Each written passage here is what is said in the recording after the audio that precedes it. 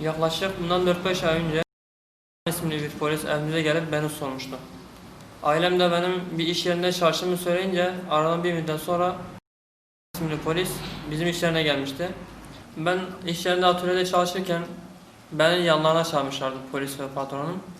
Yukarı yazanın yanına çıktığımda bir müddet işte kısaca kendinden bahsetti. Polis olduğunu söyledi, kartını gösterdi bana. İşte benim yaşımı sordu. Kaça kadar okuduğumu sordu. Kaç kardeş olduğumuzu söyledi. Askerlik zamanımı sordu. Sonra işte bana dedi ki herhangi bir cemaate, bir sohbet yerine gidiyor musun? Evet dedim, gidiyorum. Nereye diye sorunca ben de Anadolu Derneği dedim. Bu polis son olarak şunları da eklemişti. Eğer maddi manevi bir sıkıntın olursa bize bildirirsin. Benim adım şöyledir dedi. İleriki zamanda seninle bir daha görüşürüz diye bana en son olarak bunu eklemişti. Bu olaydan bir müddet sonra ben yine iş yerinde çalışırken patronum yanıma geldi ve dedi ki polislerin dediğini uyguluyor musun? Ben de orada zor durumda kalmamak için evet dedim, uyguluyorum diye geçişini düştüm ama. İşte bana polis sordu, herhangi bir cemaate, bir derneğe falan gidiyor musun diye sordu. Ben de evet dedim, gidiyorum. Nereye diye sorunca ben de Anadolu Derneği dedim. Dedi peki bunların dedi ne yaptıklarını biliyor musun? Ben dedim öylesini böylesini bilmiyorum. Ben yalnızca sohbetlerine katılıyorum. Onlar dedi Allah'ın peygamberin ismini kullanaraktan yasal dışı işler yapıyor. Sizin gibi gençleri beynini bulandırıyor. Sizin gibi gençler işte yoldan çıkarmaya çalışıyor. Biz de diyor sizin iyiliğiniz için diyor devlet bizi kaldırıp sizin ayağınıza kadar gönderiyor. Biz devletten bunun için maaş alıyoruz. Bu olaydan sonra biz izne ayrılmıştık. Aradan bir müddet geçtikten sonra ben telefonla aradılar. İş yerine gelmemi söylediler.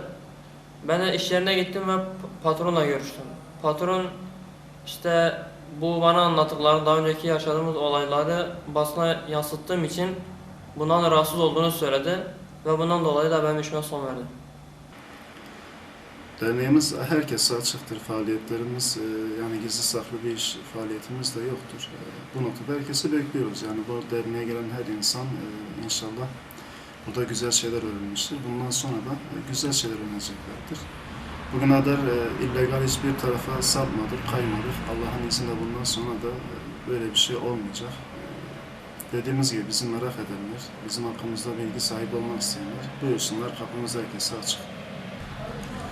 Derneğimize gelen bazı genç kardeşlerimiz polislerin kendilerini evlerinde ve iş yerlerinde ziyaret ettiklerini anlattılar. Tabi bu ziyaret esnasında derneğimizi adeta illegal bir yapı gibi tanıtmışlar. Derneğimiz 2008 yılında kurulmuş olup bugüne kadar yaptığı tüm faaliyetler göz önündedir. Bu noktada derneğimize gelen hiçbir kardeşimiz bir suça bulaşmamıştır. Malumudur ki beyni yıkanan bir insan topluma fayda vermez, tam tersi zarar verir. Bu gençlerin derneğimize geldiği günden itibaren şöyle bir bakıldığında hiçbir suça bulaşmadıkları, tam tersi kişiliklerinde böyle bir düzelmenin ve daha iyi doğru bir gidişatın görüldüğü ortadadır. Biz polisin bu ziyaretine bir anlam veremiyoruz. Eğer gerçekten toplumun ıslahını istiyorlarsa, bu toplumun düzelmesini istiyorlarsa herhalde ziyaret edilecek bir sürü genç var. Bugün her köşe başında esrar satılıyor. İnsanlar belki gece artık sokaklarda rahatça dolaşmaya korkuyor. Gideceklerse bu tür gençlerin evlerine gidip ziyaret edebilirler. Yani hiçbir suç işlemeyen, hiçbir suça bulaşmayan, kendisinden güzellikten başka bir şey sadır olmayan gençleri ziyaret edip derneğimizi karalamalarını tabii biz tasvip etmiyoruz.